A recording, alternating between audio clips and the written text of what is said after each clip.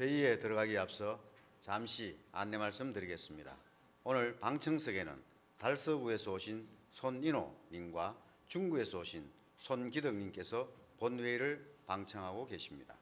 시민 여러분의 의회 방문을 진심으로 환영합니다. 의석을 정돈하여 주시기 바랍니다.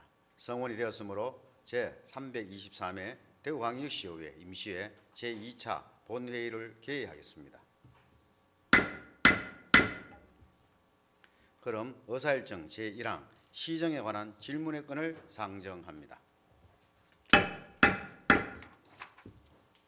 오늘 시정 질문을 하실 의원님은 윤건건 의원님 한 분으로 1문 1답 방식으로 신청하셨습니다. 1문 1답 방식은 보충 질문 없이 질문과 답변 시간을 포함하여 50분 이내로 실시합니다. 질문서를 제출하신 의원님의 질문과 답변이 종료된 후에는 동료 의원님들께서 보충 질문을 할 수 있는 기회를 드리도록 하겠습니다.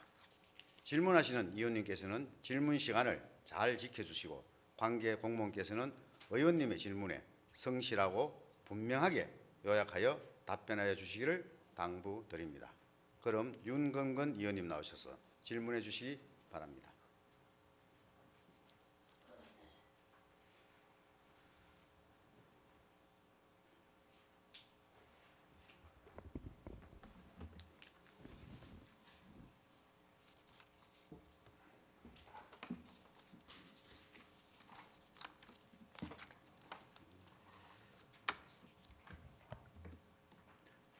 존경하는 240만 대구 시민 여러분, 안녕하십니까? 달서구 출신 윤건건 의원입니다.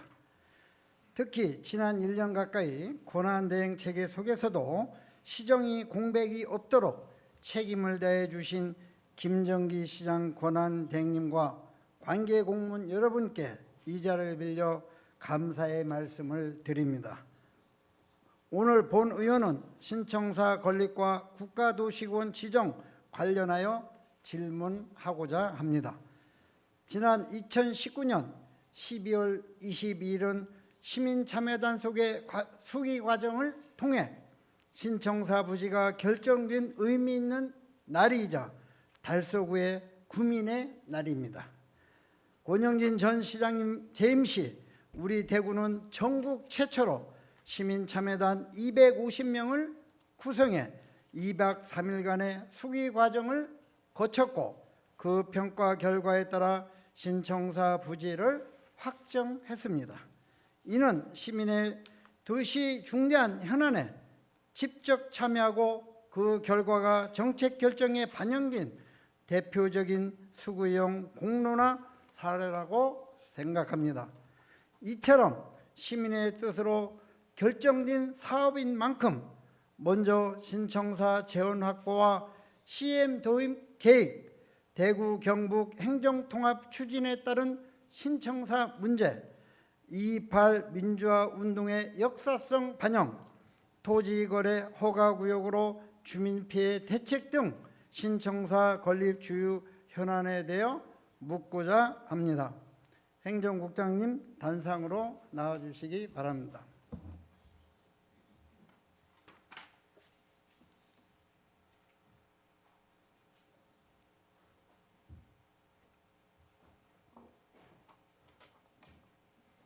예, 신청사 재원 확보 CM 도입 계획에 대해서 질문을 드리겠습니다. 먼저 8기 출범 이후 신청사 건립 사업은 일시 중단과 재추진되는 과정에서 사업의 지연과 건설자재 물가 상승의 영향으로 당초 3,312억 원이 총 사업비가 현재 4,500억으로 증가되었습니다. 이제는 더 이상 일정 지연과 예산 증액을 막기 위해 철저한 공정관리가 필요하다고 생각합니다.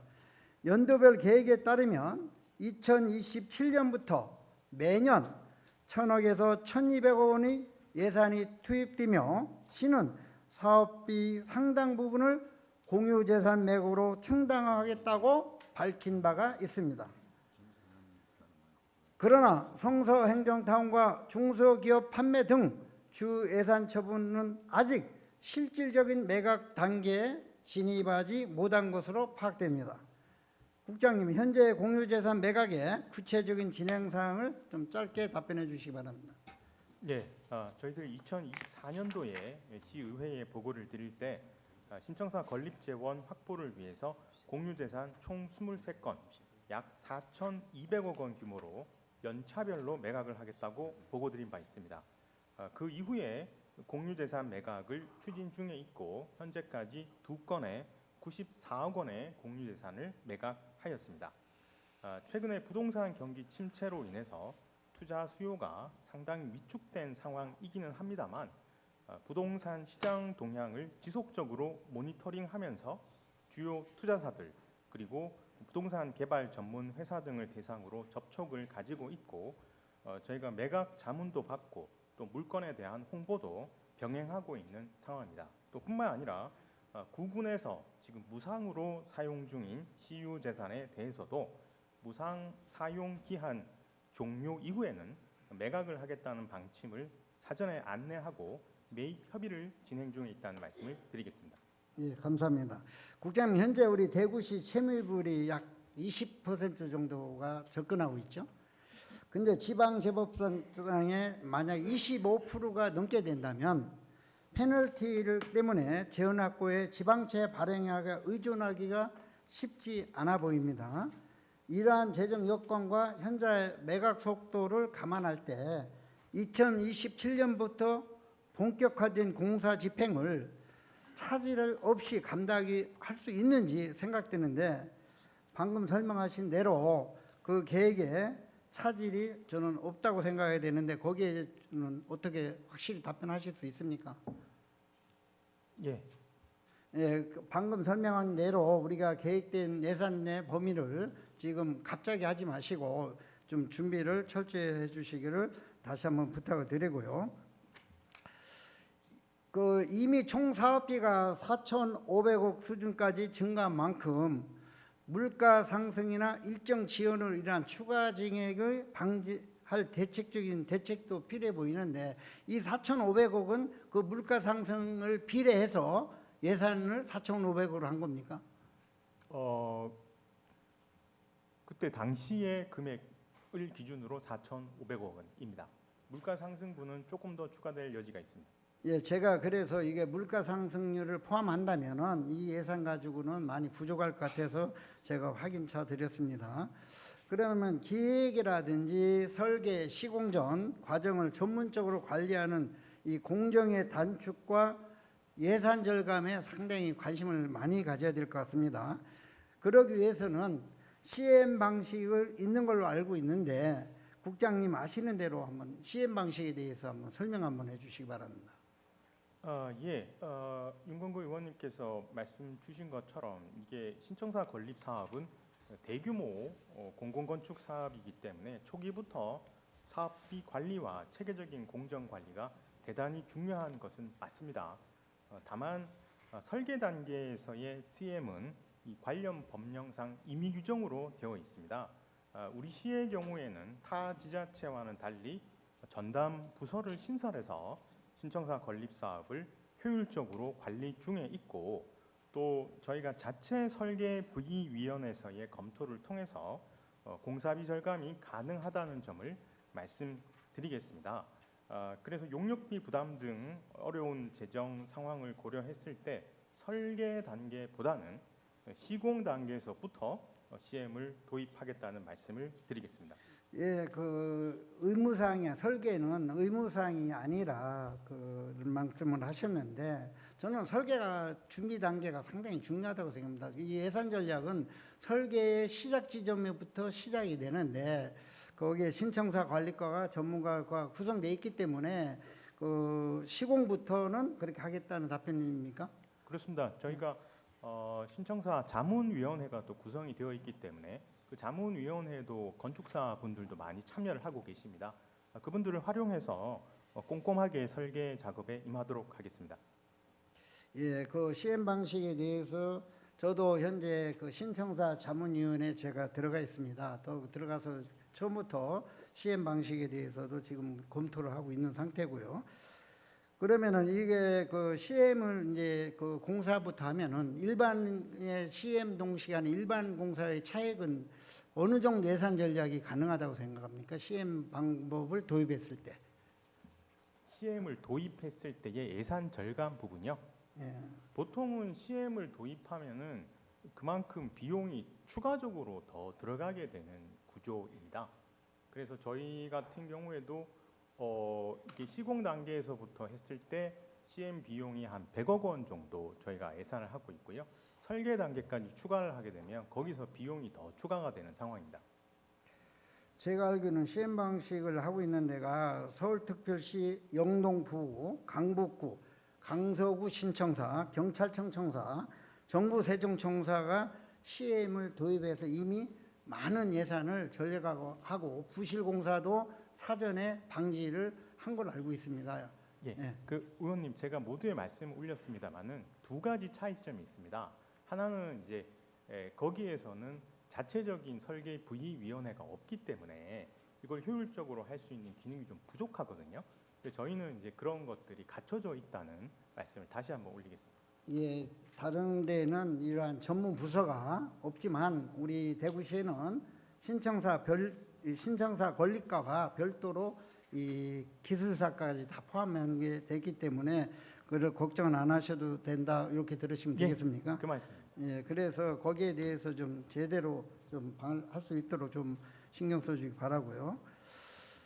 그리고 이 상격청사 있죠? 우리 지금 상격동에 쓰고 있는 이것 때문에 참 우리 행정의 낭비가 참 너무나 많습니다. 오랜 기간 동안. 그러면은 그 신청사에 관한 질문을 드리겠습니다. 화면을 먼저 봐주시기 바랍니다. 상격청사 전체 부지는 약 14만 2천 제곱미터 규모, 즉 4,300평 정도, 43,200평 정도가 됩니다. 소유 구조를 보면 대부분의 사람들은 그 땅이 대구시 소유의 땅인 줄 알고 시민들은 그렇게 알고 있는 분들이 너무나 많더라고요. 그래서 전체 부지의 약 73%가 문체부 소유고 대구시는 2% 내에 불과합니다. 대구시는 후적지 개발 논의가 진행되고 있는데 작년 본예산 예결 당시 대행님께서 답변하신 내용에 따르면 기재부 예비 타당성 조사 대상 사업 선정 등 계획대로 선행돼야 한다는 전제 아래 주차장 부지에는 국립뮤지컬 콤플렉스가 2027년에 착공, 상격청사 본관 부지에는 국립근대미술관이 리모델링이 2030년 착공 예정입니다. 그러면 거기에 대해서 이러한 신청사 이 계획은 정상적으로 지금 잘 진행되고 있습니까? 예, 우려하신 부분에 대해서 제가 설명을 좀 올리겠습니다. 국립 뮤지컬 컴플렉스는 이 시설은 저희 상격청사 내에 세심원이라고 주차장 부지가 있습니다. 거기에 조성될 예정이기 때문에 현재 상격청사 근무 공간에는 영향을 미치지 않기 때문에 신청사 건립 전이라 하더라도 착공이 가능한 그런 상황입니다. 다만 이제 국립근대미술관 같은 경우에는 이 시설은 상격청사 101동을 리모델링해서 중축 방식으로 사업을 추진할 예정으로 되어 있습니다. 그렇기 때문에 이제 신청사 이전 작업 이후에 착공이 가능한 상황입니다. 그렇지만 저희들은 이제 속도감 있게 사업을 추진하기 위해서 신청사 이전 전까지 각종 사전 행정 절차를 미리 이행을 완료를 해서 속도감 있게 사업을 진행하겠다는 말씀을 드리겠습니다. 예, 신청사 이전 전에 그 문화예술 허브 사업이 착공될 가능성이 있잖아요. 현재 있기 때문에 상격청사 반은 신청사 이전 일정이 서로 충돌 없이 추진할 수 있도록 하겠다 그 말씀이시잖아요. 예, 그렇습니다. 이 땅의 소유자가 여기 보시는 것처럼 문체부가 대부분의 땅을 소유를 하고 있기 때문에 저희들이 이제 매년 갱신 절차를 통해서 무상 사용 허가를 받아야 되는 과정이 있기 때문에 이 부분은 어차피 사업 주관 부서가 문체부이기 때문에 같이 협업하면서 진행해 나가겠다는 말씀을 올리겠습니다. 예, 신청사 반환 및 후적지 개발 계획이 신청사 이전 일정과 유기적으로 맞물려 있을 만큼 신청사 이장은 더 이상 늦어서는 안 됩니다. 그래서 거기에 대해서 좀 정상적으로 잘 마무리될 수 있도록 좀 부탁을 드리겠고요. 그 다음은 대구 경북 행정통합 논의에 관련해서 질문을 잠깐 드리겠습니다. 먼저 대구 경북 행정통합은 지역의 미래 경쟁력을 좌우할 중요한 과제로 대구시는 오랜 전부터 준비해 왔습니다. 어제 본회의에서 의장님이 말씀하신 대로 대구시의회는 대구 경북 행정통합을 적극 찬성하고 지지하고 있습니다.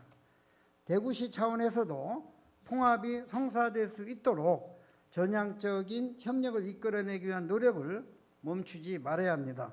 특히 청사 문제는 향후 통합행정체제와 직결된 사안이기 때문입니다. 지난 1월 28일 날 경북도의 본의 직후 이철우 경북도지사가 이전을 준비하던 대구시청이 아니라 새로 옮긴 도청이 통합청사가 된다고 언론에 언급을 했어요. 이 내용이 다음 날 언론에 바로 보도가 됐습니다. 거기에 대해서 우리 국장님도 알고 계셨습니까? 방송 들은 내용. 예, 신문 지면을 통해서 본 바 있습니다. 예, 거기에 대해서 그러면은 그 이후로 저는 지역 주민들한테 전화 폭탄을 받았어요. 어떠한 내용이냐? 신청사, 경북청사, 상격청사 그대로 유지한다고 하니 신청사는 안 짓는 거 아니냐? 이런 얘기를 하는데 그것이 아니라고 저도 설득을 하는데 상당히 어려웠어요. 그래서 이러한 문제는 일반 시민들이 봤을 때는 그런 오해를 얼마든지 할 수가 있습니다. 이러한 언론이 났을 때는 우리 대구시가 발빠르게 그것은 도의 입장을 정확하게 좀 해서 할 필요가 있는데 우리 대구인은 거기에서 그냥 듣고 어떠한 답변도 우리가 안 한 걸 알고 있는데. 예, 의원님 뭐 이 부분에 대해서 우려가 있으실 수 있다고 보고요. 저희들이 준비하고 있는 행정통합특별법 상 내용에 보면 기존 대구와 경북청사를 활용하는 복수청사로 운영하겠다는 것이 기본 방향입니다. 다만 대구 경북 행정통합이 실행되더라도 기존 대구 지역의 행정 서비스는 지속되어야 하기 때문에 대구 지역을 관할하는 청사가 있어야 한다는 것이 시의 명확한 입장입니다. 또 현재 상격청사, 독립청사의 노후 문제, 협소한 여건 등을 고려했을 때 신청사 건립은 반드시 추진되어야 한다고 생각을 합니다. 예, 이렇게 우리 대구시의 입장을 시민들이 혼란하지 않도록 명확하게 발표해 주신 것에 대해서 진심으로 감사드립니다. 우리 시민들도 이렇게 집행부가 명확한 입장을 발표했기 때문에 더 이상은 거기에 대해서는 염려를 하지 않아도 된다 이 말씀이시죠? 네, 그렇습니다. 예, 우리 시민들도 그런 이해를 하시고 다시는 여기에 대해서 혼란스럽지 않았으면 좋겠습니다. 그러면 우리 통합 선제적 대비 차원에서 한번 묻겠습니다. 향후 통합의회가 신청사 부지를 올 경우를 가정한 가설계나 동선 계획을 현재 본설계에 어느 정도를 반영하고 계신지 아니면 확정 전까지는 배제한 채 청사 단독 설계만 진행 중인지 구체적인 계획을 한번 말씀해 주시기 바랍니다. 예, 의원님, 저희들은 이 행정 통합에 따른 통합의회 부분을 사전에 이미 다 대비를 했었습니다. 그래서 설계 공모 단계에서부터 수평 증축이 가능하도록 증축 예정 부지가 이미 마련이 되어 있고요. 앞으로 이제 확장성과 또 유연성을 확보하는 방향으로 계획 설계를 진행하고 있다는 말씀을 드리겠습니다. 향후에 행정 통합 진행 상황을 예의주시하면서 정책 환경 변화 등에 탄력적으로 대응해서 신청사 설계에 만전을 기하도록 하겠습니다. 예, 다음으로는 우리 2월 28 민주화 운동의 역사성을 반영한 28층 라운지 설계에 대해서 한번 묻겠습니다. 제가 여기에 우리의 28 민주화 학생은 전국 최초로 대구에서 시작을 해서 많은 젊은들에게 우리 대구의 자부심과 그만큼 젊은 청춘들이 한 거에 대해서 시민들이 많은 걸 알고 있습니다. 그런데 여기에 대해서 우리 2.28 민주화 운동에 대해서는 대구시가 좀 더욱 좀 더 관심을 갖고 이러한 좀 행사라도 제대로 알려서 좀 해줬으면 좋겠는데, 그래서 제가 처음부터 3년 전부터 2.28에 대해서 알 수 있는 쉽는 라운지에 대해서 우리 국장님한테도 한번 여러 차례도 한번 말씀을 드렸는데, 이 도시의 얼굴이 신청사에 그 역사적인 자긍심을 담는 것은 당연한 겁니다.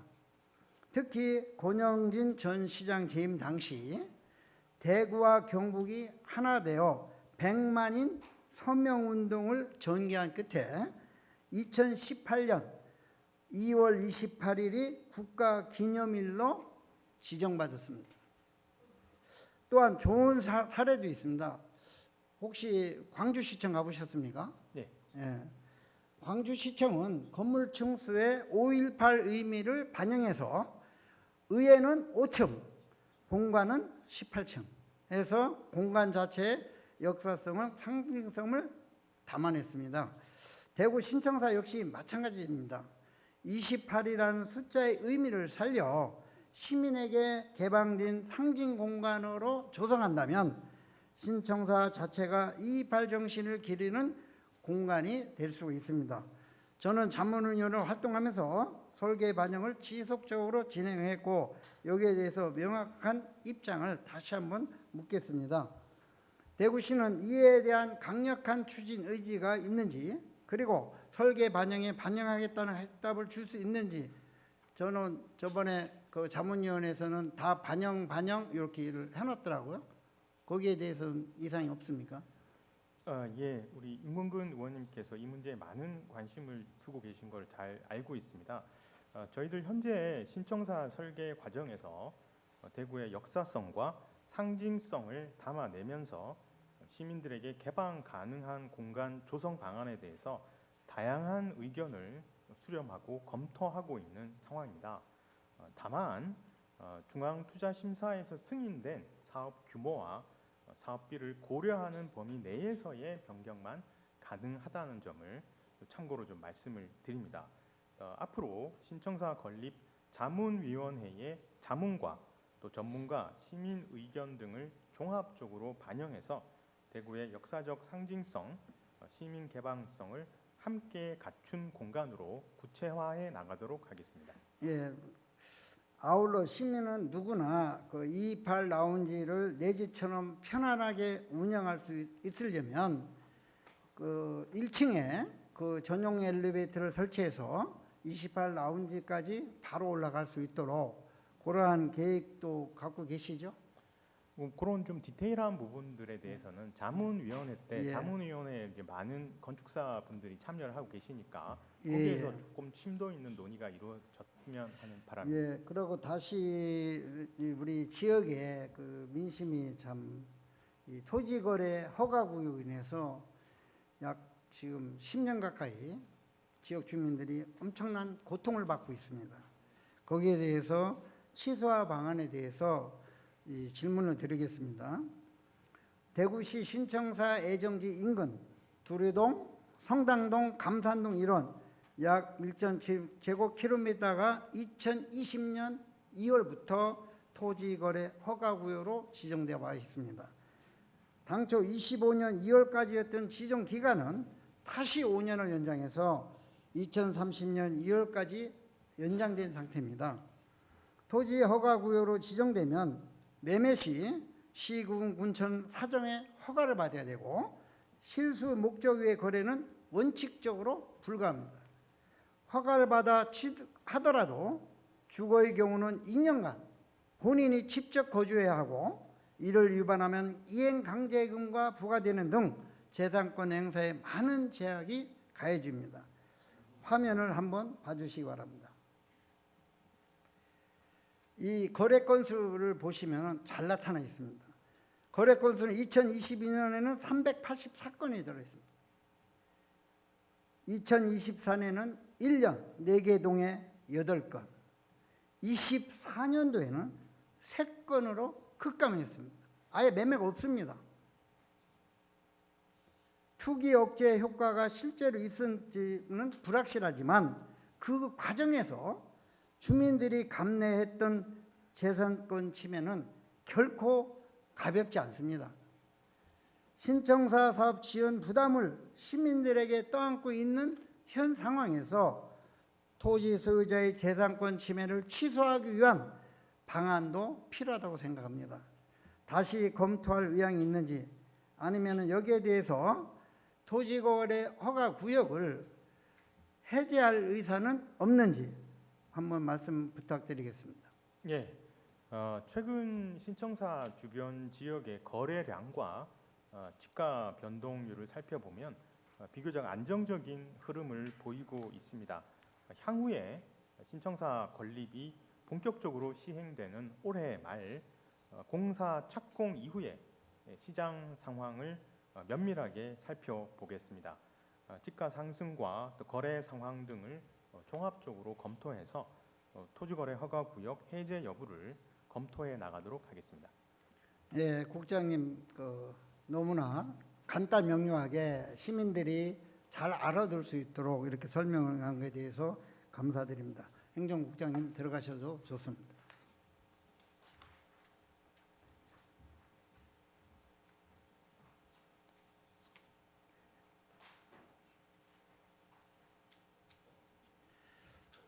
환경수장국장님 단상으로 나와주시기 바랍니다.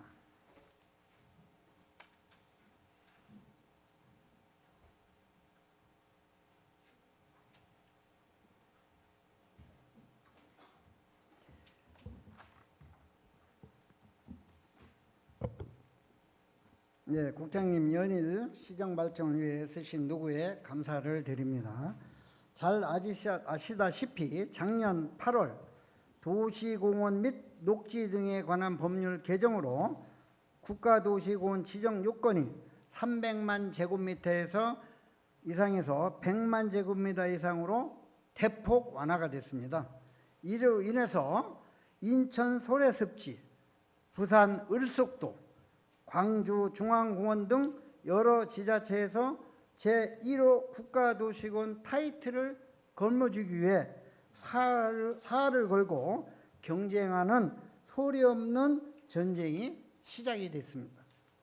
대구 역시 두류공원 일대를 국가도시공원으로 지정받기 위해 용역을 추진하는 등 행정 절차를 본격화하고 있습니다. 그러나 과연 우리의 준비 사항이 경쟁 도시들과 견주어도 부족할 만큼 치밀하고 철저한지 면밀히 검토할 필요가 있다고 생각합니다. 질문에서 앞서 도시공원법 개정부터 사진과 같이 국회 정책 포럼, 이어서 대구시 정책 포럼까지 성공적으로 진행될 수 있도록 든든한 발판을 마련해 주신 권영진 의원님께 깊은 감사를 드립니다. 어렵게 확보한 이 기회를 놓치지 않도록 집행부에 무거운 책임을 당부드리고 바로 본론으로 들어가겠습니다. 본 의원은 그동안 국가도시공원 지정의 핵심인 수준 높은 용역의 필요성을 수차례 강조해 왔습니다.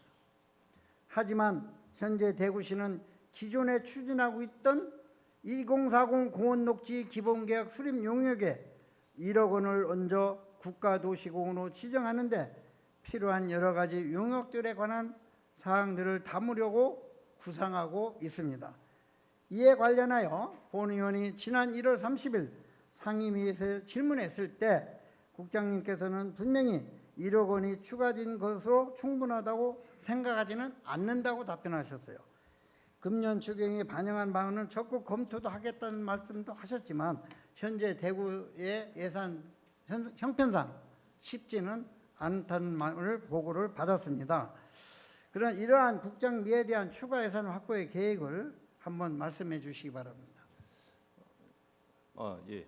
일단 의원님께서 말씀하신 대로 작년 11월에 집행잔액 1억 원을 활용해서 두류공원 국가도시공원 지정과 관련한 기본계획 타당성 조사를 지금 과업을 현재 추진 중에 있습니다. 이 과업에는 이제 앞으로 이 국가도시공원이 되기 위해서 기본 컨셉을 어떻게 만들어야 될지와 또 세부 시설에 대한 배치 계획 등을 위주로 지금 용역을 수행 중이라는 말씀을 드리겠습니다. 그리고 앞으로 지금 추가 예산과 관련해서는 국토부에서 현재 국가도시공원과 관련한 세부 공모계획이 아직 마련돼 있지는 않습니다만은 공모계획이 좀 가시화되는 시기와 연계를 해서 구체적인 마스터 플랜을 수립할 필요가 있다고 판단을 하고 있습니다. 그래서 이 마스터 플랜 수립과 관련해서 필요한 예산들은 저희가 예산부서하고 적극적으로 협조를 해서 확보를 하도록 하겠다는 말씀을 드리겠습니다. 예, 국가도시공원은 지금까지 대구시에서 관리하던 업무를 국가가 관리를 하면 관리는 다 대구시에서 하는 거 아닙니까? 예, 그렇습니다. 그래서 이제 예산 때문에 국가도시공원을 지금 지정 신청하는 걸 알고 있는데 그러기 위해서는 치열한 경쟁이 있을 수밖에 없다고 저는 생각합니다. 그래서 그렇게 하기 위해서는 만약 추가 예산 확보가 안 된다면 우리 계획에 차질이 생기지 않을까 염려가 돼서 제가 이렇게 말씀을 드리는 거니까 예. 거기에 대해서 좀 운경국에서는 빠른 시일 내에 될 수 있도록 철저한 준비를 펴서 해야 되는데 준비 과정은 지금 어느 정도까지 어떻게 돼 있습니까? 지금 저희가 이제 요 국가도시공원 지정과 관련해서 그 공모를 언제 하느냐가 가장 중요합니다. 그래서 저희가 지금 국토부를 수시로 방문해서 현재 상황을 파악 중에 있습니다. 현재 상황은 지금 작년 8월 달에 공원 녹지법이 개정이 됐고 또 시행일이 금년 8월입니다. 그래서 국토부는 현재 요 시행령이라든지 하위 법령 개정 작업에 좀 주력을 하고 있고요. 하위 법령 개정 작업이 되고 난 이후에 공모와 관련해서 구체적인 계획을 수립을 하겠다는 입장이어서 지금 금년도에는 국토부에서 공모와 관련해서 지금 구체적으로 확보한 예산이 없기 때문에 아마 공모는 내년 이후가 될 것으로 제가 보고 있기 때문에 조금 더 이제 올해 하반기 정도에 좀 더 상황을 보면서 구체적인 마스터 플랜 같은 거를 언제 정도에 지금 저희가 작성을 해야 될지 이런 것들을 국토부하고 긴밀히 연계해서 좀 예산이라든지 필요한 조치들을 해 나가도록 하겠습니다. 예, 그렇게 된다면 그 두류공원에 대한 타당성 조사 기본 구성 용역을 통해서 지금 정부가 국토부에서 하는 정부 계획이 지금 한참 준비를 하고 있다는 말씀이시죠? 예, 그러면은 우리가 그만큼에 대해서 지금 정부와 국토부와 거기를 대구시가 지금 한번 잘 소통을 하고 있습니까? 예, 그렇습니다. 그래서 가장 중요한 것은 급해서 할 것이 아니라 철저한 준비가 돼서 국토부가 하는 계획을 사전에 공유를 해서 거기에 대한 준비가 제대로 돼야만 저는 가능하다고 생각합니다. 그래서 거기에 대해서 좀 항상 좀 신경을 좀 많이 써주셔야 된다 생각을 하고요. 예, 이렇게 어렵게 마련한 천재저리 골든타임을 허무하게 놓치는 것이 아닌지 좀 답답하기도 합니다. 그래서 그런 일이 발생하지 않도록 좀 국장께서는 신경을 좀 써서 대구 시민의 랜드마크의 공원이 될 수 있도록 철저한 준비를 좀 해주시기를 바라겠습니다. 예, 그렇게 하겠습니다. 예, 이어서 국가도시원 지정 조건 관련해 질문하도록 하겠습니다. 지금 현재 몇 개 광역단체가 지금 준비를 하고 있습니까? 지금 뭐 저희가 공식화되진 않았지만 조금 전에 위원님께서 말씀하신 대로 지금 부산, 인천, 광주 같은 그 3개 광역시가 저희의 경쟁 상대이자 준비를 가장 열심히 하는 단체로 파악하고 있습니다. 예, 현재 4개 광역지자체 여러 자체에서 국가도시공원 지정을 위해서 사활을 걸고 있는 상황입니다. 이 막대한 국비가 투입해야 되는 사업인 만큼 국가재정 여건을 고려해 볼 때 동시에 지정하기 4군데를 동시에 지정하기는 쉽지 않을 것 같습니다. 예, 예산이 그래서 거기에 대해서 한두 곳 정도가 시범 운행을 하지 않겠나 이런 예상도 해봅니다. 이러한 상황에서 우리가 가장 우선적으로 그리고 철저하게 검증해야 할 사안은 바로 국가도시공원 요건이 법률에 대해 충족해야 됩니다. 그러면은 국가도시공 관련 규제가 또 엄격합니다. 일반하고 국가하고는 좀 차이가 많이 납니다. 현재 두류공원은 다른 기준은 다 충족합니다. 제가 파악을 해보니까. 그런데 그중에 5대 시설률은 기준을 넘은 것으로 알고 있습니다. 예, 그렇습니다. 물론 법 개정 이전에 조성된 공원이기 때문에 완벽한 요건을 갖춘 타 지자들과는 경쟁하는 공모사업에서는 이 부분이 약점으로 비춰질 수 있습니다. 그 전에 해서 그것이 인정되는 게 아니거든요. 국가도시공원은 거기에 있는 거기에 추가되어 있는 것을 5대 시설물을 반드시 갖추고 신청을 해야 될 것 같은데 거기에서 우리 대구시가 어떻게 해서 이 5대 시설률을 법 위반에 되지 않게 할 계획이 있는지 답변해 주시기 바랍니다. 예, 지금 5대 시설이라고 하면 운동시설, 도서관, 문화회관, 청소년 출연시설, 노인복지관 이렇게 이제 5가지 시설을 이야기를 하게 되고요. 현재 개정된 법률에 따르면 법적 기준이 20% 이하를 유지하도록 되어 있는데 지인은 현재 38% 수준입니다. 그래서 조금 의원님 말씀하신 대로 상당 부분을 제가 좀 낮춰야 될 상황인데 크게 지금 3가지 방식을 통해서 낮추는 방안들을 현재 검토하고 있다는 말씀드리겠습니다. 첫 번째는 공원 가장자리에 위치한 일부 시설물, 뭐 수영장이라든지 이런 시설물 같은 경우는 공원 면적에서 조금 제척을 하는 방안이 되겠습니다.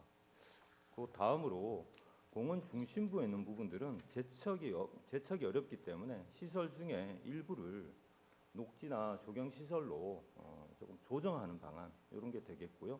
마지막으로 지금 시설물에 대해서 전수조사를 통해서 지금 주차장이나 녹지 등 다른 용도로 사용하고 있는 부분들이 있습니다. 이런 부분들은 그 시설 면적에서 제외를 한다든지 해서 이런 3가지 방식들을 종합적으로 저희가 잘 운용을 하면 또 그리고 이 시설은 또 기존에 이용하고 있는 시민들이 있기 때문에 시민들의 또 이용 수요라든지 이런 의견 수렴을 좀 통해서 합리적인 방안을 통해서 시설물을 대폭 낮추는 방안들을 적극적으로 강구하도록 하겠습니다. 예, 국가도시공원 지정을 위해서는 단 하나의 불안 요소라도 미연에 원칙적으로 방지하고 심사위원들을 설득할 수 있는 것이 관건이라고 저는 생각합니다. 네. 그래서 방금의 이 대책을 방금 자세히 말씀하셨는데 그래서 이 심사위원들의 기준에 일단 100% 맞춰야 됩니다. 100% 맞춰야 되기 때문에 거기에 대해서 좀 관심을 적극적으로 가셔야 할 필요가 있다. 이렇게 생각하는데 동의하십니까? 예, 그렇게 하겠습니다. 아직 본격적인 공모는 시작되지는 않았어요. 준비 단계인데 정부가 밀접한 사전 교감도 필수적이라고 말씀을 드렸고 또 국장님도 그렇게 지금 진행을 하고 있다고 답변하고 있습니다. 네. 그러면 지금 여기에서 직접적으로 여러 번 찾아가서 만나면 네. 대화가 됩니다. 그냥 필요할 때 기간 어쩌다 한번 가서 좀 도와주세요. 그거보다는 우리의 정책 목표에 하려면은 10번, 20번 관련 부서를 찾아가서 거기에 대해서 의견을 제시하고 우리의 제시, 문제점은 사전에 차지한 준비 단계를 철저하게 해주시는 것이 좋겠다는 말씀을 드리는데 꼭 좀 부탁을 드리는데. 예, 그렇게 하겠습니다. 지금 뭐 국토부 외에도 사실은 또 국토부 정책에 여러 가지 영향을 미칠 수 있는 정책 자문위원이라든지 이런 또 중요한 학계 인사들 이런 부분들도 저희가 앞으로 이번 달 말에 저희가 시민 참여 거버넌스 추진단을 만들게 되는데요.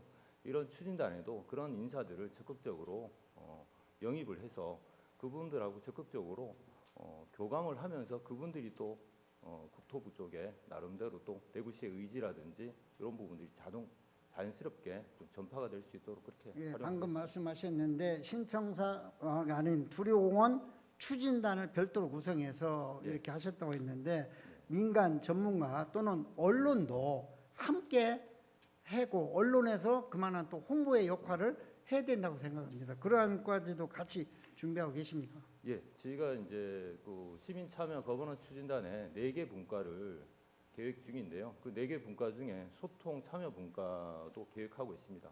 이 분야에는 언론계라든지 또 여러 가지 그 젊은 신세대들 이런 부분들도 위원으로 좀 참여를 시켜서 적극적인 홍보 방안도 강구하도록 하겠습니다. 그러면은 이제 우리 4군데 중에 우리 두류공원이 가진 가장 큰 장점은 예. 어떤 것이 있다고 생각하십니까? 타도시와 달리 두리공원이 가지고 있는 장점들은 많이 있지만 크게 네 가지로 요약을 해드리겠습니다. 첫 번째는 입지 요건이 탁월합니다.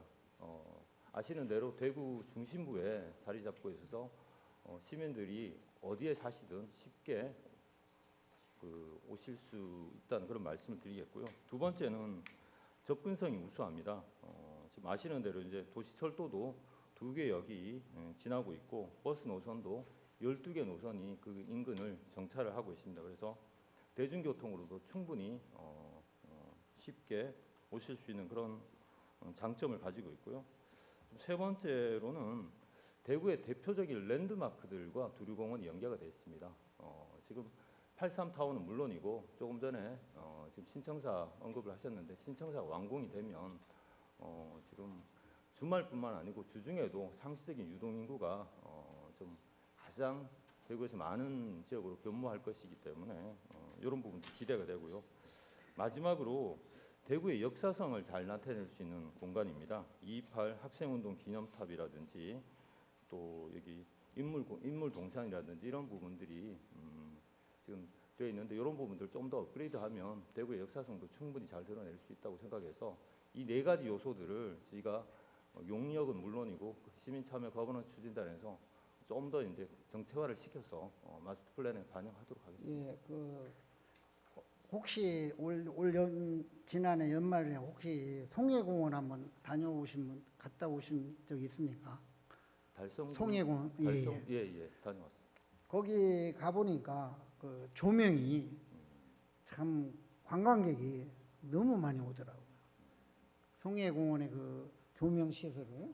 그러면은 우리 두려공원이 신청사의 건물만 질 게 아니라 공원에를 시민들이 자연적으로 찾아올 수 있는 조명을 정말로 전문가한테 잘 만든다면 두류공원과 함께 대표적인 이러한 공원이 된다는데 여기에 조명에 대해서 특히 좀 관심을 많이 저도 거기 가서 사진을 참 많이 찍어 왔어요. 왜? 참고하려고. 그래서 이 조명까지도 같이 어울려서 국가도시공원에 이런 관심을 갖는다면 전체적으로 많은 역할이 된다고 저는 생각을 합니다. 그리고 얼마 전에 우리 2월 27일 날 그때 국장님 정책 포럼 국가도시원 지정 정책 포럼도 한번 참석하셨죠? 예, 그렇습니다. 예. 거기에 보면은 저도 그날 당일 패널로 저도 참석해서 현장의 목소리를 전달을 했습니다. 국장님께서도 자리를 함께 하셨으니까 당시에 얘기했던 얘기를 잘 알고 계실 겁니다. 자세히는 다 했기 때문에 시간 관계상 깊이 물지는 않겠습니다. 그래서 국가 포럼이라든지 이러한 것을 전문가의 제안을 우리가 정말로 참고를 해서 계획을 잘 마련해야 되는데 거기에 대한 토론에 가장 도움이 됐다면 어떠한 도움이 됐다고 생각하십니까? 지금 뭐 여러 의견이 있었지만 지금 그 좌장을 맡으셨던 그 교수님께서 어떤 특정 계층이나 특정 세대를 위한 공간이라기보다는 모두를 품을 수 있는 공간이 되어야 된다는 말씀이 인상적이었고요. 그래서 다양한 세대 또 다양한 계층들이 부담 없이 이렇게 좀 향유할 수 있는 그런 공원들이 우리 마스터 플랜에 충분히 담길 수 있도록 그렇게 저희가 세부적인 요소에서도 다 살펴보도록 하겠습니다. 시간 가면 여기까지만 제가 질문을 드리겠습니다. 국장님 들어가셔도 좋습니다. 마지막으로 종합해서 권한대행께 간단하게 좀 드리겠습니다. 권한대행님 단상으로 나와주시기 바랍니다.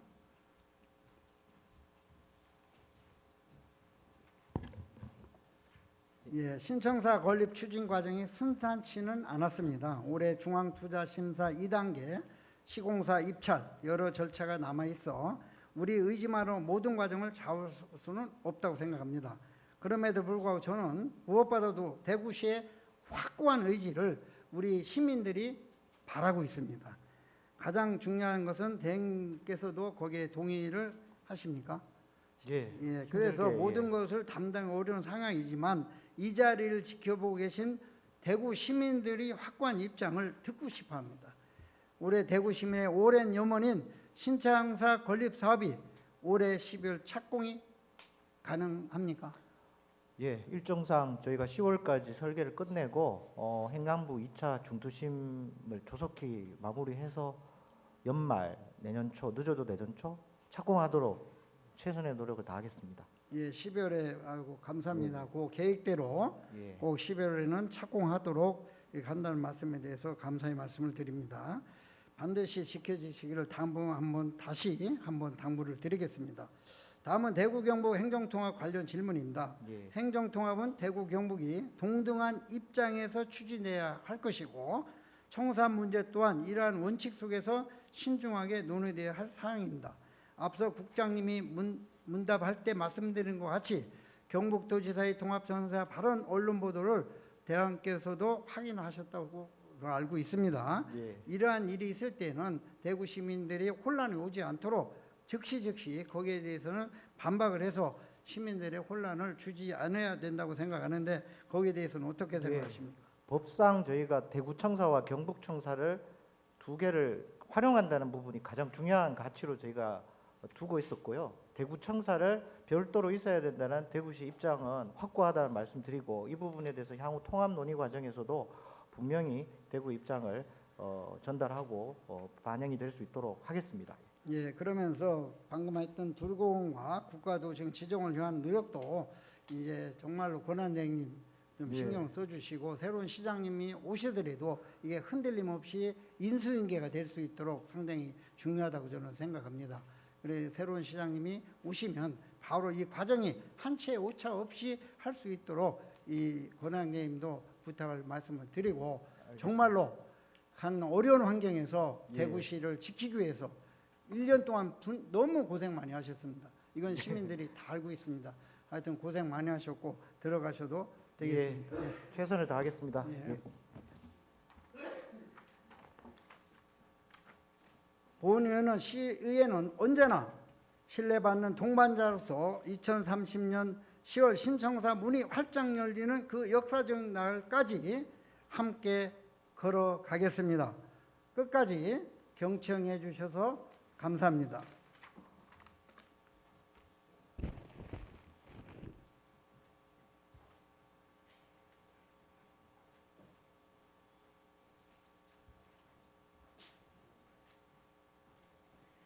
윤건근 의원님 수고하셨습니다. 그럼 윤건근 의원님의 시정 질문과 답변에 대해 보충 질문하실 의원님 계십니까? 없습니까?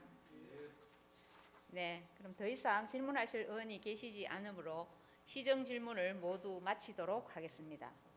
다음은 5분 자유 발언을 신청하신 의원님의 발언이 있겠습니다. 발언하실 의원님은 모두 5분이십니다. 먼저 김재우 의원님 나오셔서 발언해 주시기 바랍니다.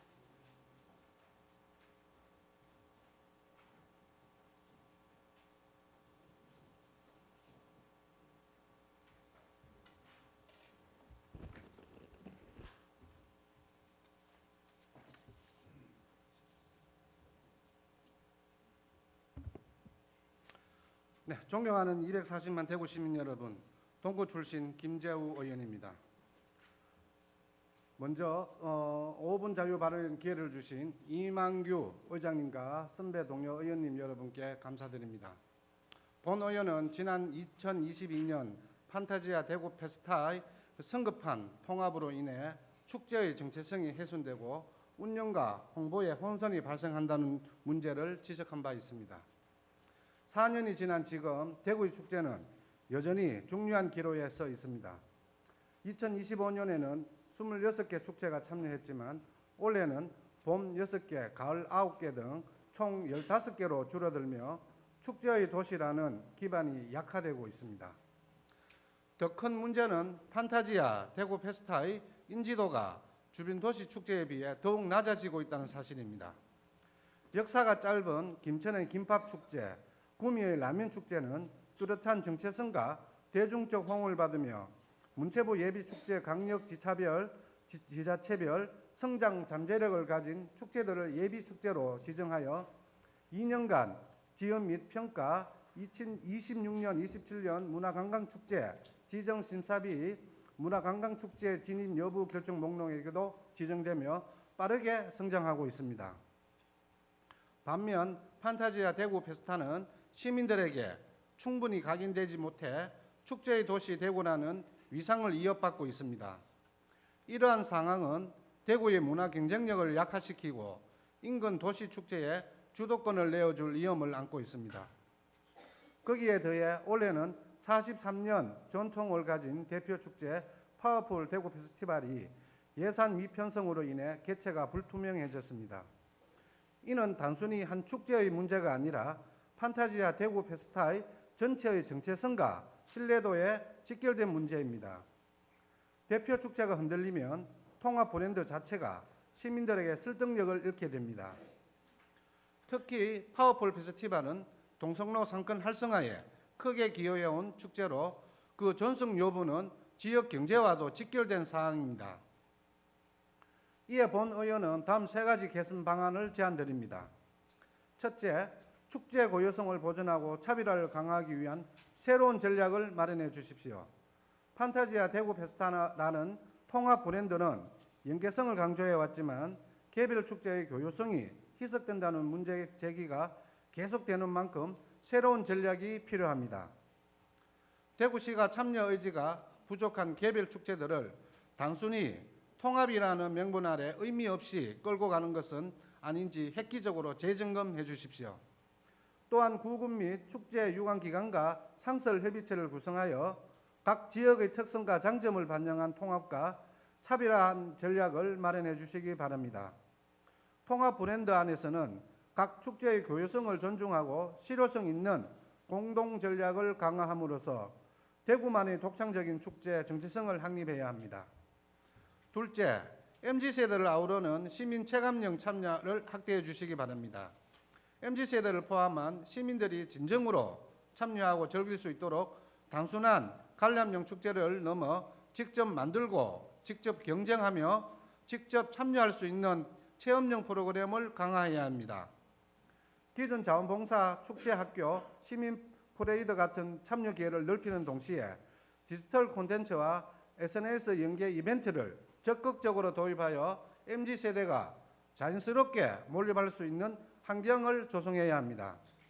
이를 통해 단순한 행정 주도가 축제가 아니라 시민 모두가 우리의 축제로 인식하고 적극적으로 참여하는 진정한 시민 참여형 축제로 발전할 수 있을 것입니다.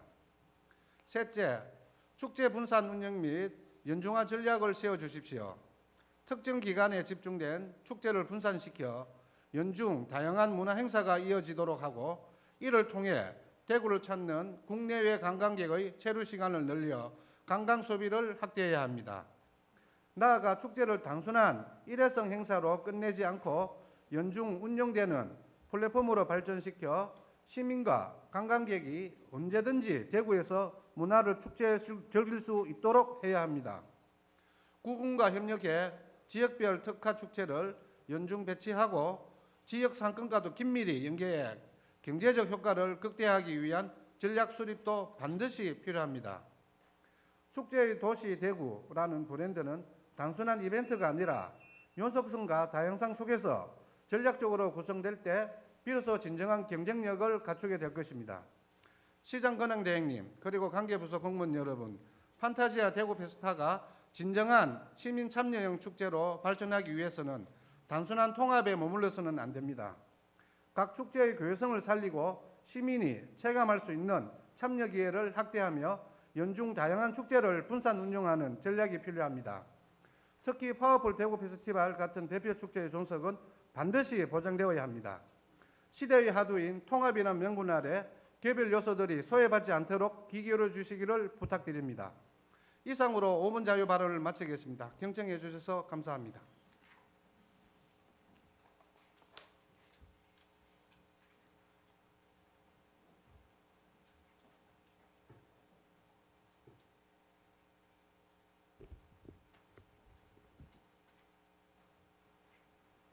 김재우 의원님 수고하셨습니다. 다음은 김지만 의원님 나오셔서 발언해 주시기 바랍니다.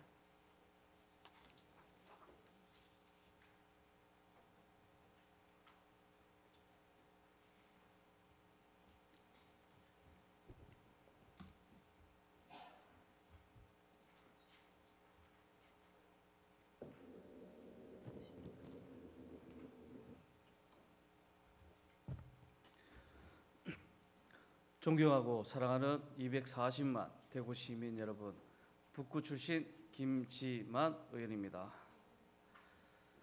먼저 5분 자유 발언의 기회를 주신 이만규 의장님과 선배 동료 의원 여러분께 깊은 감사를 드립니다. 오늘 저는 약 200개 지역 아동 돌봄센터에 종사하는 650여 명의 절박한 목소리를 전하고자 이 자리에 섰습니다. 한 아이를 키우려면 온 마을이 필요하다는 말이 있습니다. 그 중심에는 지역 아동 돌봄센터 종사자들이 있습니다. 이분들은 방과 후 아이들의 학습을 돕고 정서를 살피며 때로는 가정의 빈자리를 대신해 아이들의 일상과 성장을 함께 책임지고 있습니다. 아이들에게는 선생님이자 보호자이며 지역사회 돌봄에 가장 가까운 현장입니다. 최근 출생률 반등과 함께 양육 환경에 대한 사회적 관심이 높아지면서 돌봄의 중요성은 더욱 커지고 있습니다. 맞벌이 가정 증가와 돌봄 공백 문제 속에서 지역 아동센터의 역할은 단순한 보조 기능이 아니라 지역 돌봄 체계의 핵심 축으로 자리 잡고 있습니다. 그러나 현장의 현실은 이를 따라가지 못하고 있습니다. 대구의 경우 종사자 호봉 상한이 10호봉에 머물러 있어 인천, 대전의 20호봉, 광주의 17호봉과 비교하면 현저히 낮은 수준입니다. 이러한 격차는 결국 인력 유출로 이어지고 있습니다.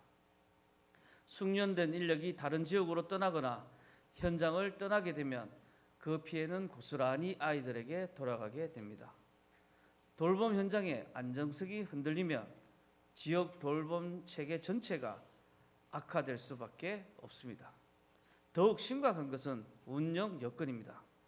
일부 센터는 운영비 부족으로 임대료조차 감당하지 못해 후원이나 개인 부담에 의존하는 상황에 놓여 있습니다. 하지만 이마저도 쉽지 않은 게 현실입니다. 공공이 책임져야 할 돌봄이 현장의 희생으로 유지되고 있는 것입니다. 특히 대구시는 최근 유니세프로부터 아동 친화 도시 인정을 획득하며 아동 권리 보장과 건강한 성장 환경 조성을 약속했습니다. 그러나 정작 돌봄 현장의 상황은 이러한 선언과 괴리가 큽니다. 낮은 임금, 10호봉 제한, 운영비 부족이라는 구조 속에서 현장은 여전히 버티기에 급급합니다. 이러한 현실 속에서 아동 친화 도시라는 선언이 과연 현장까지 이어지고 있는지 묻지 않을 수 없습니다. 이에 본 의원은 다음과 같이 제안드립니다. 첫째, 인건비 구조의 정상화가 필요합니다. 현재 인건비 가이드라인은 94% 수준에 머물러 있으며 부족한 부분은 종사자들의 희생으로 메워지고 있습니다. 또한 10호봉 상한 구조는 장기 군속을 어렵게 만들고 숙련 인력을 이탈을 초래하고 있습니다. 대구시는 인건비 가이드라인을 100% 준수하고 호봉 상한을 최소 타 시도 수준인 20호봉까지 확대하여 정당한 보상 체계를 마련해야 합니다. 둘째, 운영비에 대한 공공 책임을 강화해야 합니다. 특히 임대료와 같은 필수 비용까지 현장에 떠넘기는 구조는 더 이상 방치할 수 없습니다. 안정적인 운영이 가능하도록 실질적인 재정 지원 대책을 마련해야 합니다.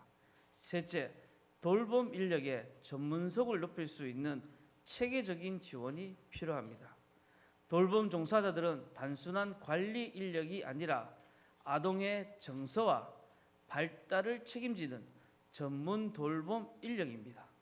그러나 현재는 체계적인 교육과 경력 관리 시스템이 부족해 전문성이 제대로 인정받지 못하고 있습니다.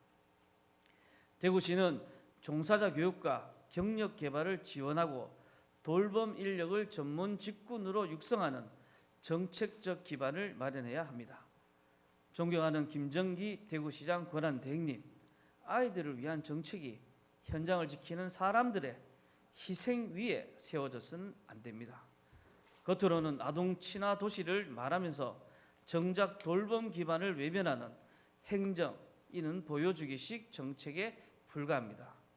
이제는 보여주기식 성과가 아니라 현장을 바꾸는 정책으로 책임을 다해야 할 때입니다. 대구시는 더 이상 미루지 말고 종사자 처우 개선과 운영 안정화를 위한 구체적인 대책을 즉각 마련해 주실 것을 강력히 촉구드립니다. 이상으로 5분 자유 발언을 마치겠습니다. 경청해 주셔서 감사합니다.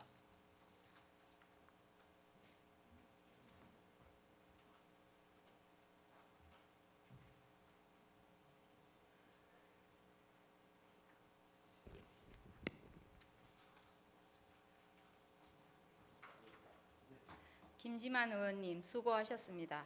다음은 손한국 의원님 나오셔서 발언해 주시기 바랍니다.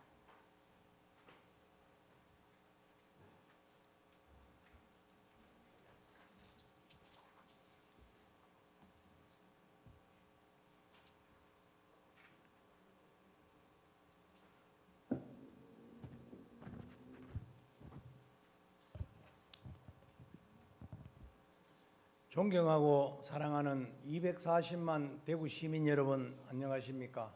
달성군 출신 손한국 의원입니다. 오늘 본 의원은 달성군이 대구시 전체를 위해 감내해온 부담과 희생, 그리고 그에 상응하는 반대급부의 필요성에 대해 말씀드리고자 합니다. 달성군 다사업 합인면 1호는 낙동강 지수원과 인접한 지역으로 상수원 수질 보존을 위하여 1972년부터 상수원 보호구역으로 지정되어 각종 토지 이용 및 개발 사업의 규제를 받아 오랜 기간 주민들의 재산권 행사와 지역 발전의 제약을 받아온 지역입니다. 여기에 더해 2023년 대구교도소가 이전하여 운영 중이며 8만 5천 평 규모의 농산물 도매시장 이전 사업이 예타를 통과하여 추진되고 있습니다. 농산물 도매시장 이전은 지역 발전의 새로운 기회가 될 수 있지만 기대도 할 수 있습니다. 한편으로는 대규모 유통시설 입지에 따라 교통 혼잡이나 생활 환경 변화 등에 대한 주민들의 우려도 함께 제기되고 있는 상황입니다. 달성군 주민들은 오랜 기간 상수원 보호구역 지정에 따라 각종 규제를 감내해왔고 여기에 교정시설 이전과 대형 공공시설 입지까지 더해지면서 도시 기능의 부담을 함께 떠안고 있는 지역이기도 합니다. 그러나 달성군 주민들은 무엇을 얻고 있습니까? 교통 혼잡 우려, 환경 부담, 지역 이미지 훼손에 대한 걱정, 생활 환경 변화에 대한 불안은 고스란히 주민들이 감내하고 있지만 어떠한 혜택도 주민들에게 주어지고 있지는 않습니다. 대구를 위해, 공동체를 위해 감내한다는 말이 공허해지지 않으려면 구조적 보상과 제도적 장치가 반드시 뒤따라야 합니다. 공동체를 위한 희생에는 그에 맞는 보상이 있어야 합니다.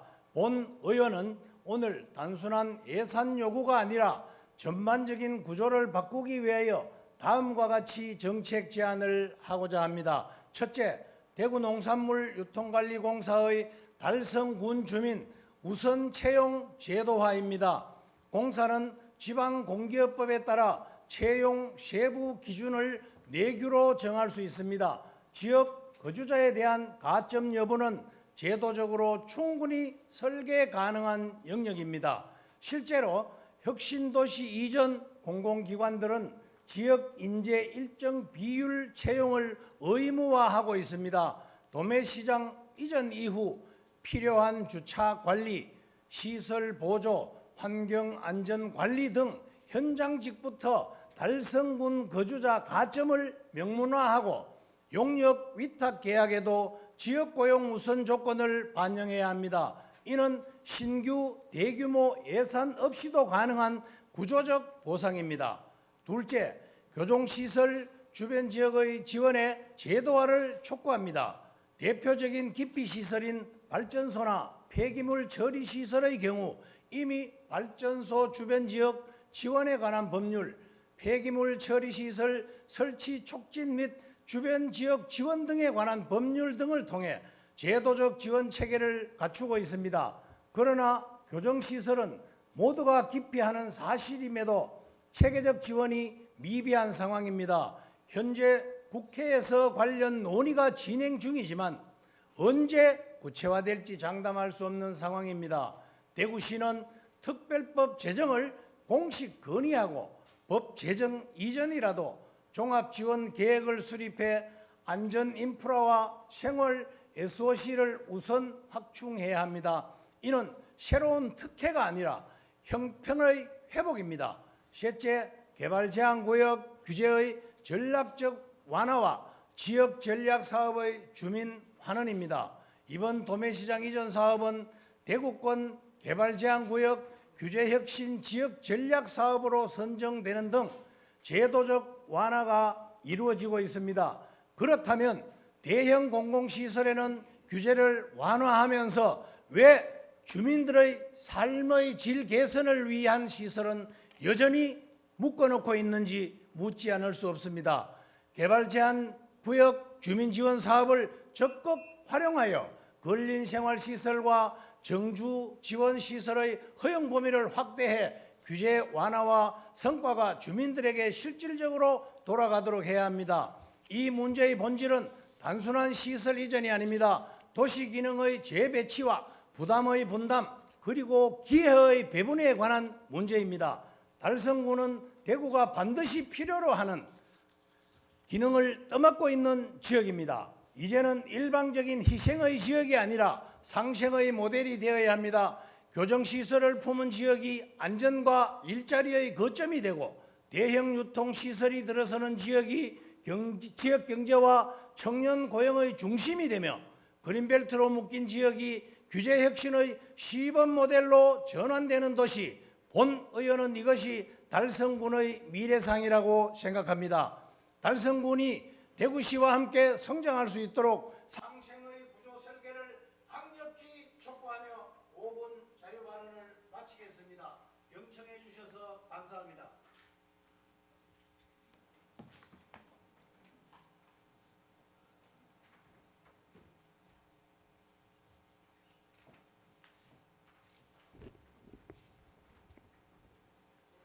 손한국 의원님 수고하셨습니다. 다음은 이재숙 의원님 나오셔서 발언해 주시기 바랍니다.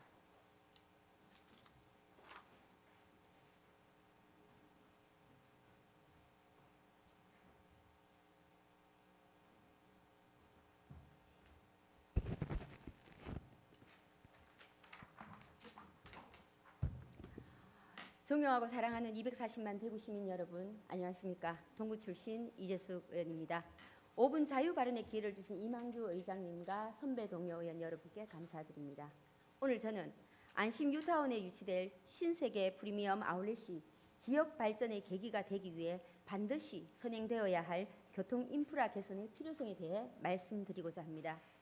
안심 뉴타운 내 구 이케아 부지에 신세계 프리미엄 아울렛 유치가 추진되면서 동구 안심 지역은 새로운 전환점을 맞이하고 있습니다. 해당 사업은 약 4만 제곱미터 부지에 고용 1,000명, 연간 600만 명 이상의 유동 인구 유입이 기대되는 대형 프로젝트입니다. 이는 단순한 상업시설을 넘어 지역 경제 구조에 영향을 미칠 중대한 투자입니다. 그러나 이러한 호재가 실질적인 성과로 이어지기 위해서는 교통 인프라가 반드시 뒷받침되어야 합니다. 그러나 안타깝게도 안심 뉴타운 북편 도시계획도로는 여러 여건으로 인하여 안심 뉴타운과 면안 1단계 구간 외에는 사업 추진이 지연되어 왔습니다. 본 의원 역시 해당 도로의 필요성을 대구시에 지속적으로 제기하며 협의를 이끌어온 끝에 당초 1단계까지만 추진될 계획이던 사업을 다행히 2단계 구간 중 약 150m를 우선 시행 구간으로 공사 진행 중에 있습니다. 그럼에도 불구하고 2단계 일부 구간이 2025년 6월 최종 실효되면서 도로가 완전히 연결되지 못한 채 사실상 단절 구간으로 남게 되었습니다. 당초 해당 도로는 안심 뉴타운과 신서 혁신도시를 연결하는 핵심 축이지만 현재와 같은 구조로는 그 기능을 충분히 수행하기 어려운 실정이며 실효 이후 아무런 대책도 마련하지 못한 상태입니다. 이로 인해 안심 지역은 제한된 도로망에 의존하고 있으며 주말과 출퇴근 시간대에는 정체가 반복되고 있다는 점이 언론에서도 지속적으로 지적되고 있습니다. 유라교 동편 내거리 입체화 사업과 신세계 프리미엄 아울렛 모두 2028년을 목표로 추진되고 있으나 대형 토목 사업이 통상 1, 2년가량 지연되는 사례가 적지 않다는 점을 감안하면 입체화 사업이 늦어질 경우 아울렛 개장과 교통 인프라 완비 시점이 어긋나 심각한 교통 대란으로 이어질 우려도 있습니다. 특히 대형 프리미엄 아울렛의 경우 기존 사례에서 볼 수 있듯이 주말 하루 수만 대의 차량이 집중되는 특성이 있습니다. 여주, 파주 사례에서도 상업시설 개장 초기 극심한 교통 혼잡이 발생해 추가 교통 대책이 뒤따랐습니다. 이는 단순한 추정이 아니라 이미 여러 지역에서 반복된 경험입니다. 이러한 문제를 방치하지 않기 위해 본 의원은 다음과 같은 선제적 대응 방안을 제안하고자 합니다. 첫째, 신세계 프리미엄 아울렛 유치를 단순한 기업 유치가 아니라 대구 동부권 경제 재편 전략으로 접근해야 합니다.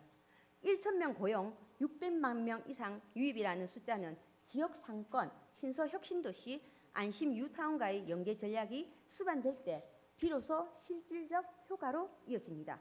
공영주차장 확보, 셔틀버스 도입, 대중교통 연계 체계까지 포함한 종합적인 발전 전략을 사전에 마련해야 합니다. 둘째, 향후 교통 발생량에 대한 정밀한 재분석이 필요합니다. 과거 이케아를 전제로 한 교통 영향 분석 자료를 재검토하고 신세계 프리미엄 아울렛 규모에 맞는 교통 수요 예측을 다시 실시해야 합니다. 이를 바탕으로 북편도로 전 구간 개설 여부를 포함한 도로망 확충 방안을 재검토해야 합니다.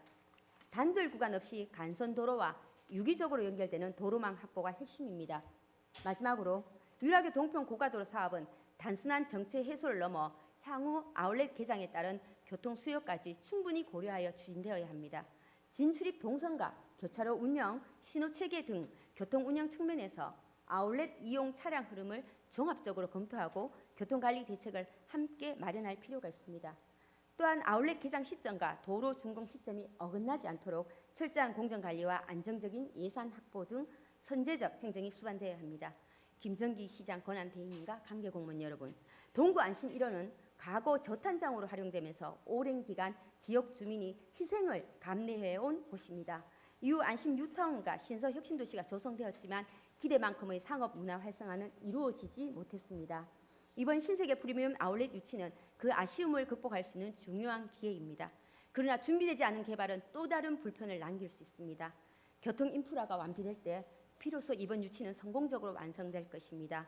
동구 안심 지역이 사람이 찾아와 뿌리 내리고 성장하는 도시로 거듭날 수 있도록 대구시는 본의원의 제안을 적극 검토해 주시기 바랍니다. 이만 자유 발언을 마치겠습니다. 경청해 주셔서 감사합니다.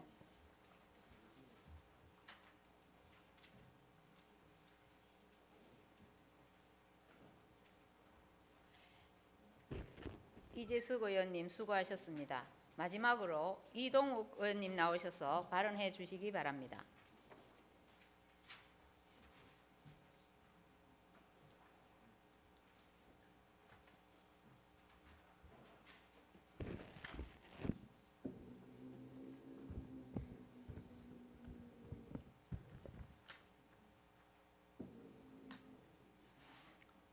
존경하는 240만 대구 시민 여러분, 북구 출신 이동욱 의원입니다. 먼저 5분 자유 발언의 기회를 주신 이재화 부회장님과 선배 동료원 여러분께 깊이 감사드립니다. 오늘 저는 대구 청년 인구 유출이라는 보이지 않는 위기와 청년 정책의 방향 전환 필요성에 대해서 말씀드리고자 이 자리에 섰습니다. 최근 발표된 국내 인구 이동 통계를 보면 대구의 인구 이동 구조가 매우 우려스러운 상황임을 확인할 수 있습니다. 지난해 대구의 전입자는 약 26만 8천 명이고 전출자는 약 27만 2천 명으로 약 4천 명의 순유출이 발생했습니다. 문제는 단순한 인구 감소가 아닙니다. 20세부터 29세까지 청년층이 약 4,600명이 순유출이 발생하며 대구의 미래를 책임질 핵심 세대인 청년들이 대구를 떠나고 있다는 점입니다. 더 주목해야 할 부분은 청년들이 떠나는 이유입니다. 통계에 따르면 청년층 전출 사유가 약 22%가 직업 때문인 것으로 나타났습니다. 결국 청년에게서 가장 중요한 것은 일자리와 미래의 기회입니다. 하지만 지금 대구의 청년 정책은 주거 지원, 활동 지원, 각종 프로그램 등 복지 중심 정책에 머물러 있는 것이 현실입니다. 물론 이러한 정책도 필요합니다. 그러나 분명히 말씀드립니다. 청년에게 필요한 것은 단기적인 지원이 아니라 이 도시에서 미래를 설계할 수 있는 기회입니다. 이를 위해 저는 다음과 같은 정책 전환을 제안합니다. 우선 기업 유치 정책과 청년 고용을 직접 연결해야 합니다. 지금까지는 기업이 필요로 하는 인재를 지역에서 길러내기 위한 기업 맞춤형 인재 양성 정책에 초점을 맞춰왔습니다. 물론 기업에 맞는 인재를 양성하는 일도 중요합니다. 그러나 청년 유출을 막기 위해서는 인재 양성에만 머물러서는 부족합니다. 이제 기업 유치 정책과 청년 고용을 직접 연결해야 합니다. 정기적으로 기업 유치 과정에서 지역 청년 채용을 일정 비율 이상 반영하는 제도적 기준도 검토할 필요가 있습니다. 또한 예산 문제도 심각하게 짚어봐야 합니다. 현재 대구시의 지역 주도형 청년 일자리 사업은 동구와 달서구에서 추진하고 있는 단 2개 사업 약 5,200만 원 규모에 불과합니다. 2023년 약 437억이었던 예산이 이제는 채 1억 원도 되지 않는 수준입니다. 청년들은 계속 떠나가고 있는데 이들을 위한 예산마저 사라지고 있습니다. 물론 이러한 급격한 감소가 정부가 추진해오던 지역 주도형 청년 일자리 사업의 중단에서 비롯됐다는 점은 본 의원도 잘 알고 있습니다. 그러나 이는 대구의 청년 일자리 정책이 중앙정부 정책에 지나치게 의존해 왔다는 반증이기도 합니다. 청년 일자리가 중요하다고 말하면서 국비가 줄어서 국비 지원이 없어서 라는 이유로 정책을 멈춰서는 안 됩니다. 지역 청년이 머물 수 있는 양질의 일자리와 전국 대비 낮은 임금 수준을 개선할 수 있는 대구형 청년 일자리 정책과 예산을 마련하고 지속 가능한 구조를 구축해야 합니다. 마지막으로 청년 정책 추진 체계도 정비되어야 합니다. 청년 정책은 부서별로 분산해 추진하는 것이 아니라 청년 관련 부서가 정확한 컨트롤 타워 역할을 하며 정책을 총괄하고 진두지어야 합니다.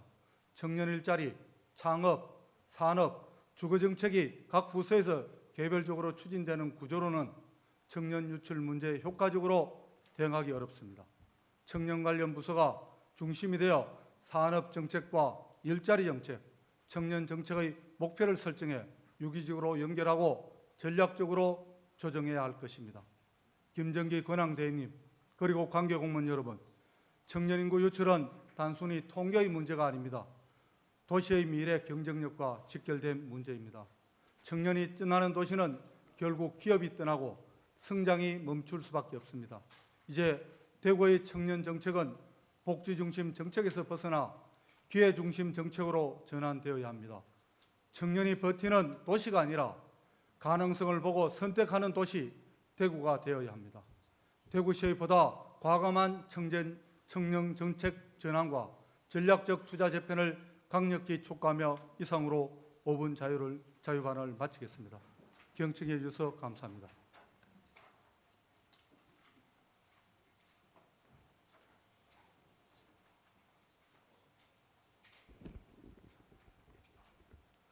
이동욱 의원님 수고하셨습니다.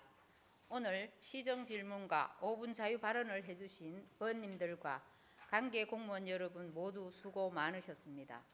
이상으로 오늘의 의사일정을 모두 마치겠습니다. 이만 사내를 선포합니다.